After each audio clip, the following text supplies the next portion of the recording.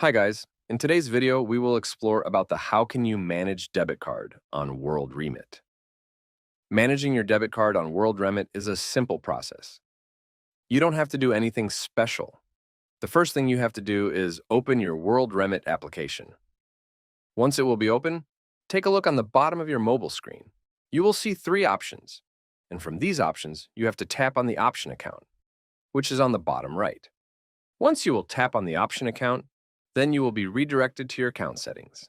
And in setting, you can see 5 different options: change password, change PIN, manage card, notification, and privacy preferences. And from these options, you have to tap on the third option, manage my cards. After tapping on the option, manage my card, you can see the option. There is no save card because I did not save my debit card in application. That's why there is no card. But if you have saved your card, then here you can manage. It means you can delete that. You can change it to another and something else.